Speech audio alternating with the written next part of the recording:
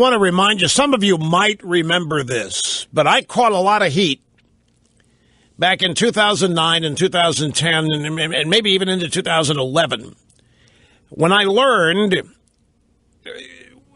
how the IRS was going to collect fines from people on Obamacare. You pay a fine if you don't get a insurance policy. And it all relates to the individual mandate and the business mandate and all this sort of stuff and how you're going to be dealt with if you don't sign up, you don't go to exchange, don't buy a policy from somewhere.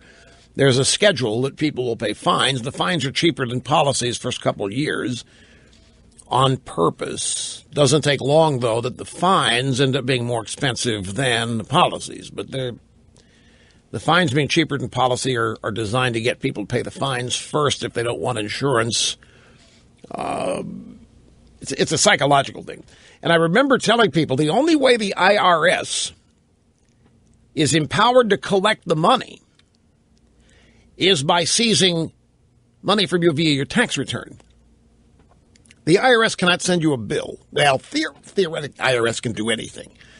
But the way it was set up when Obamacare was first being debated, and we were first learning about it, was that if you were judged by the IRS to be in arrears when it came to the mandates of Obamacare, if you either owed a fine or if you had not spent enough on a policy or if you had not done enough to comply with the law, the way the IRS was, according to the law, empowered to get your money was to seize your refund.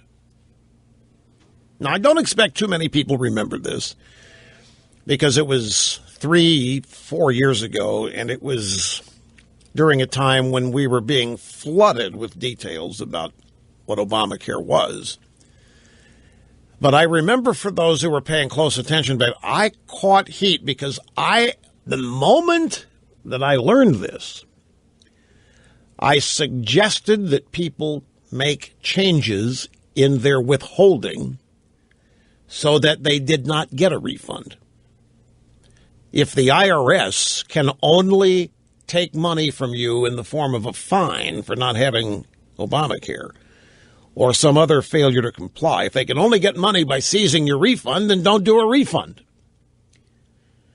And you can do that by adjusting your withholding and have less money withheld. I mean, the reason you have a big refund 9 out of 10 times is because you are allowing too big a deduction from your pay every week or 2 weeks, however often you get paid.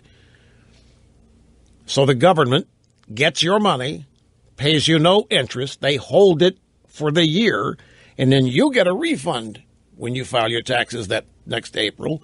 And you think, well, man, look at this, $1,500 refund. Look, and you start bragging to everybody how you screwed the government and how you pull one over on them. And you did no such thing. And I caught grief for suggesting all of this. I caught a lot of grief. People telling me, you don't understand people's situations, Rush. People need those refunds. It's the only time in the year they ever have that much cash on hand at one time. And the economy needs that money, Rush, because that's how people go out and buy mufflers and refrigerators and big screens and so forth and so on. All of that I understand. I understand the allure of having a check for $800, $1,200, $1,500, $2,000 in one lump. And I understand how you don't want to give that up, but you are denying yourself disposable income during the year in order to have that big check. In effect, you're in an enforced savings plan at zero interest.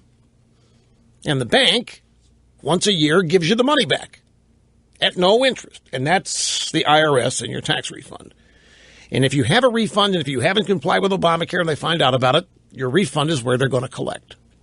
And it is being estimated already that a lot of people who are expecting a refund this year are not going to get it for a host of reasons. And there's going to be a lot of anger about this.